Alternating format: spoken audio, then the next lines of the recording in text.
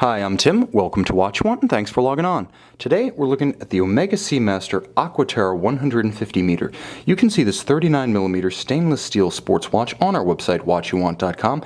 Purchase it there, and if you enjoy these videos, please subscribe to our YouTube channel, Watch You Want Inc. You can also click on the card in the upper right-hand corner of the screen at any time to see our full listing for this watch with additional photos in high resolution.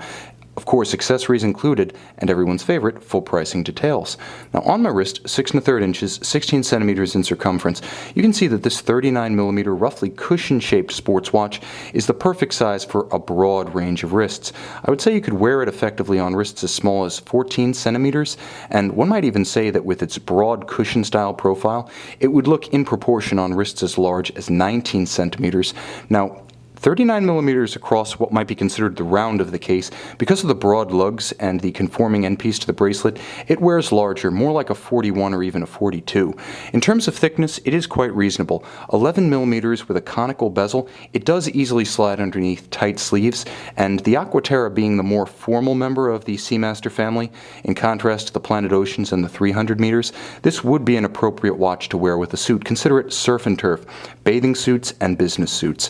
Now the watch is paired with a gorgeous 3-link bracelet that has real substance to it, and it also has a clever innovation. Now it does feature a trigger actuated clasp, but when you get inside, if you have a smaller wrist and you really have to crank this down, removing links, sizing it down to the minimum, Omega smartly provides a slider that allows the bracelet to expand on the wrist without actually having to be sized up.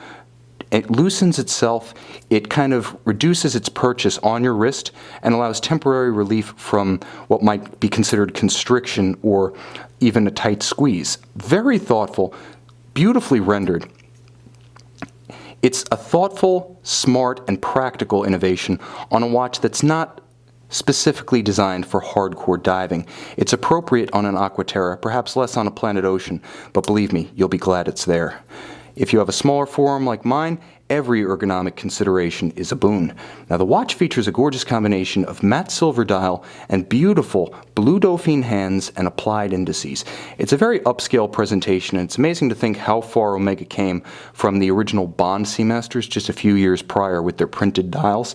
Everything has 3 dimensions, everything has a texture and a body to it. And everything is thoughtfully designed. The Omega marquee and corporate name are remarkably discreet, with a small text, and even small elements like the date window are thoughtfully designed. This one features a step to provide a gradual transition from the flat of the dial down to the date disc itself. Now it is a fully loomed dial with a broad arrow minute hand, a sliver of luminova across the hour. It does have a bulb of luminova at the end of the seconds hand, and each of the individual hour indices has a loomed dot outboard of the marker, so this is an easy watch to read in low or no light. Now the watch features beautiful contrasting finish. You can see it to good effect on the satin flanks of the case and the polished hoods of the lugs themselves, as well as the polished bezel. Now the bracelet recapitulates that thoughtful finish. It's all satin across the top, and it's satin across the flanks. But interstitially, there's a little bit of a gleam on the rounded hoods of the bracelet. They catch the light, they bend to the light, and they have a gorgeous effect in the soft light of a light box, a more startling one in direct light outside. Now the watch also features, returning to that clasp, an Omega Caliber 2500 automatic. Now it's a 27-jewel coaxial COSC certified Swiss chronometer, which is to say it's based on the ETA 2892A2, upgraded with a free-sprung balance for shock resistance. It is a COSC Swiss chronometer, but it's also a coaxial using George Daniels' coaxial escapement system. This allows for greater precision in the long term. The COSC test covers about 2 weeks, but the coaxial really makes its effects felt over the period of months and years. Superb accuracy. It's one of the few truly high horology and independent watchmaking innovations to find its way into a mainstream collection, and Omega was brave for adopting it. Again, single barrel, bidirectional winding, the watch features a 48-hour power reserve.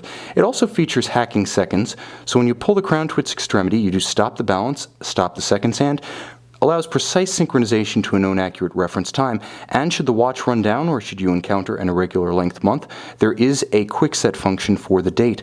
This is a very versatile timepiece with a gorgeous combination of silver and blue elements. It pops without being gaudy or outlandish, and with 39mm cushion case proportions, it wears large for a 39 even as it accommodates a broad range of wrists, including smaller ones like mine. The bracelet is supple and substantial, and the clasp is as thoughtfully designed as they come. You can see this versatile, substantial, and attractive Omega Seamaster Aqua Terra 150M watch and buy it on our website, watchyowant.com.